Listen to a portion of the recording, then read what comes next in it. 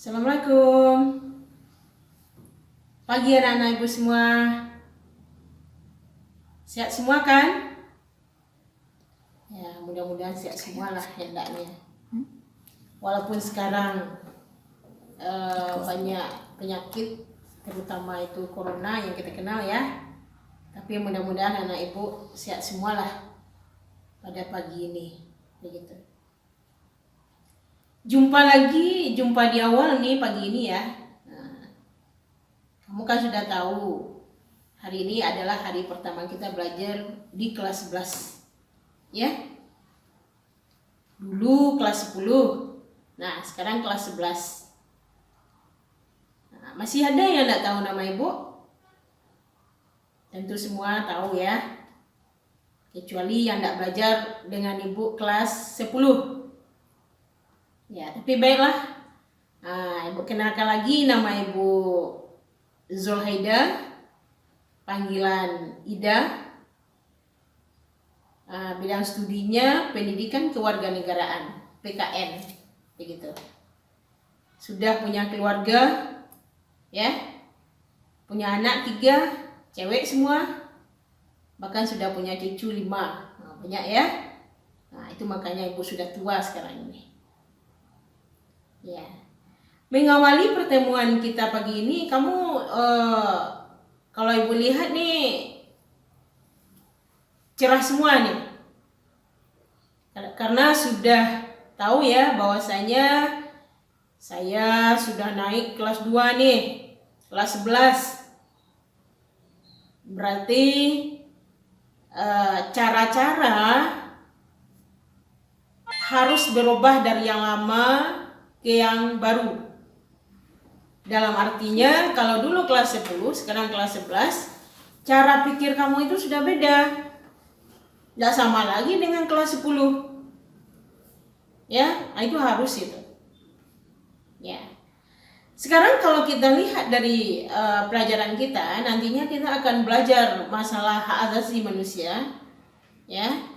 Hak asasi manusia itu adalah hak dasar, hak pokok yang kita miliki semenjak kita dilahirkan sampai kita meninggal dunia. Secara kodrati itu tidak bisa diingkari, hak kita begitu. Tetapi ingat, hak kita itu akan berpindah kepada orang lain kalau kita tidak bisa menempatkan sesuatu itu yang pada tempatnya. Tahukah kamu itu apa yang nanti akan mengganggu hak orang lain bila kita tidak menempatkan sesuatu itu yang pada tempatnya? Iya, misalnya kita bertetangga dengan sebelah. Sudah terlalu larut malam, kamu membunyikan televisi begitu keras. Nah, terganggu orang lain. Berarti terganggunya orang lain itu berarti sudah ada hak orang lain pada dirimu. Nah, itu berpindahnya. Itu contoh begitu ibu nyatakan. Nanti kita akan lebih dalam mempelajari masalah HAM itu, hak asasi manusia. Mulai contoh-contoh yang lain banyak sekali yang terjadi. Tapi sebelumnya fundamen yang harus kamu ingat, kamu harus tahu dengan unsur-unsur negara terlebih dahulu. Yang unsur-unsur negara itu bisa kita jadikan 2, bisa kita jadikan 4. Ada yang dalam arti umum, ada yang dalam arti khusus. Kalau yang dalam arti umum, nah itu 2 hal. Adanya unsur konstitutif, adanya unsur deklaratif. Kalau secara khusus, itu 4 hal. Ada yang terdiri dari rakyat, wilayah, pemerintah yang berdaulat, pengakuan dari negara lain. Makanya kalau ibu nyatakan tadi di dalam unsur konstitutif deklaratif, konstitutifnya itu rakyat, wilayah, pemerintah yang berdaulat, unsur deklaratifnya pengakuan dari negara lain. Hal itu harus kamu ingat, harus kamu pelajari terlebih dahulu, harus tahu kamu posisinya. Yang rakyat itu siapa? Ya diri kita sendiri. Rakyat. Yang rakyat itu terdiri dari penduduk, bukan penduduk, warga negara, bukan warga negara. Yang di dalamnya itu nanti akan terdapat hak dan kewajiban. Hak dan kewajiban itu akan kita bawa baik untuk kepentingan. Nah, ini dia. Dalam keluarga, bermasyarakat, berbangsa, dan bernegara. Sama dengan artinya kita mempelajari Pancasila dan Undang-Undang Dasar 45 itu autentik itu. Bukti nyata negara Republik Indonesia. Burung Garuda yang ada itu ya, nah tidak bisa dikelabui. Maknanya ada satu persatu itu. Nah, makanya di dalam unsur-unsur negara tadi, kamu harus tahu satu persatu apa yang disimpulkan di dalamnya. Misalnya rakyat tadi, rakyat yang katakan penduduk bukan penduduk, warga negara bukan warga negara. Ada di dalamnya lagi wilayah. Wilayah itu ada darat, laut, udara, daerah ekstrateritorial, batas wilayah negara. Ada udara. Udara itu yang dinyatakan batas yang di atas itu. Dalam orbit geostasionernya. Kalau kita belajar fisika, itu kita bawakan ke dalamnya begitu. Nah itu, suatu benda ditancapkan dari atas ke bawah akan memantul. Nah, bagaimana yang dinyatakan di dalamnya itu? Itu yang udara. Daerah ekstrateritorial begitu adanya. Kapal-kapal yang berlayar di laut terbuka di bawah satu bendera. Nah, ada itu prinsipnya. Mau dibawa kemana dia?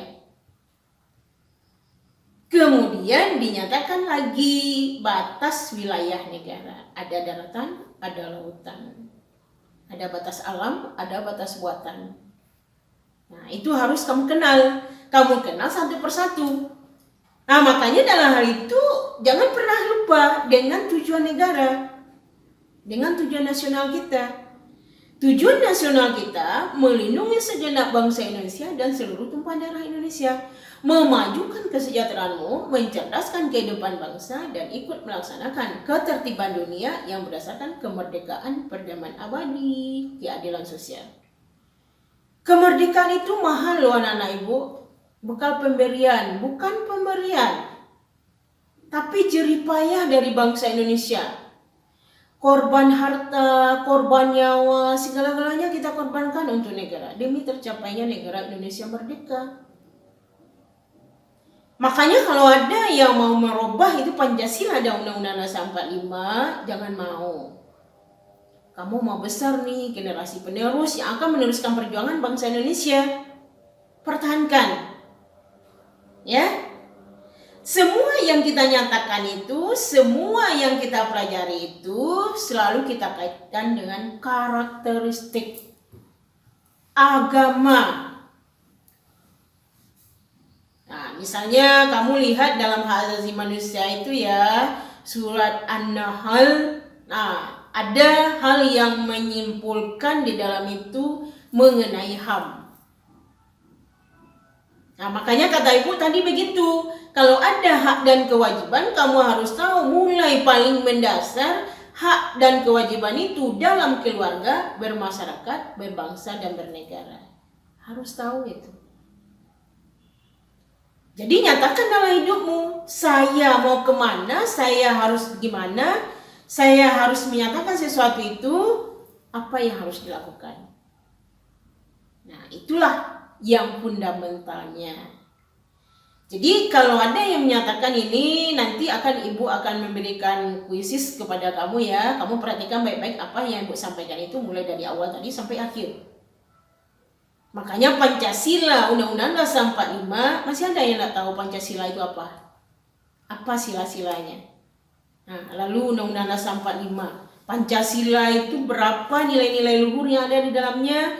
Undang-Undang Dasar 45 itu berapa pasal yang harus kamu ketahui di dalamnya? Berapa aturan peralihan, berapa aturan tambahan, berapa pasal demi pasal, ya, pembukaannya, batang tubuhnya, isinya, nah, itu harus tahu. Apalagi dengan Pancasila itu, ketuhanan yang Maha Esa, kemanusiaan yang adil dan beradab, persatuan Indonesia, kerakyatan yang dipimpin oleh hikmat kebijaksanaan dalam permusyawaratan perwakilan, lalu keadilan sosial bagi seluruh rakyat Indonesia. Nah, jadi antara Pancasila dan Undang-Undang Dasar 45 itu saling berkaitan, tidak bisa dipisahkan. Misalnya masalah bernegara, ada pasalnya misalnya. Masalah kedaulatan, di mana pasalnya misalnya. Masalah hak asasi manusia yang barusan pelajaran kita ini misalnya. Pasal berapa yang menyatakan di dalamnya. Jadi kita harus tahu. Nah, itu yang harus kamu lakukan di dalamnya. Jadi walaupun bagaimana ya, apa yang Ibu sampaikan tadi bisa disimpulkan ya, bahwasanya negara Indonesia itu yang terdiri dari unsur-unsur negaranya, rakyat, wilayah, pemerintahan, daulat, pengakuan dari negara lain. Lalu bagaimana secara utuhnya negara kesatuan Republik Indonesia itu, apabila kita mempelajari hak asasi manusia, nah kamu harus paham dengan hak dan kewajiban. Nah, apa yang hak itu, apa yang kewajiban itu, lalu nyatakan kebebasan itu. Kebebasan yang bagaimana? Kebebasan yang bertanggung jawab. Kebebasan yang bertanggung jawab dalam artinya kita boleh bebas, tapi ada yang mengikat. Apa yang mengikat kita? Nah, itu Undang-Undang Dasar 45 Pancasila itu. Hukum yang dilakukan. Nah, apa yang harus dilakukan? Ya hukum tadi. Suatu kasus yang terjadi pelanggaran HAM misalnya. Nah, wujudnya di mana? Apa ciri-ciri yang bisa kita nyatakan di dalamnya? Tidak bisa dibagi itu fundamentalnya. Nah, apa itu hak asasi manusia itu dengan ciri-cirinya? Banyak lagi ciri-cirinya yang lain itu. Di antaranya, nanti kamu akan tahu itu kalau dilihat secara umumnya nanti kamu akan tahu ciri-ciri dari hak asasi manusia tersebut. Bagaimana dinyatakan dalam permasalahan itu? Ya, hak dasar atau hak pokok yang kita miliki semenjak kita dilahirkan sampai kita meninggal dunia secara kodratinya. Makanya lakukan permasalahan itu ya baik-baik. Nah, ketahui satu persatu karena sebentar lagi akan Ibu berikan kuis. Beberapa detik lagi akan Ibu berikan kuis. Jawab pertanyaan Ibu nanti. Nah, nanti kamu kirim masing-masingnya ke WA Ibu. Terima kasih. Wassalamualaikum warahmatullahi wabarakatuh.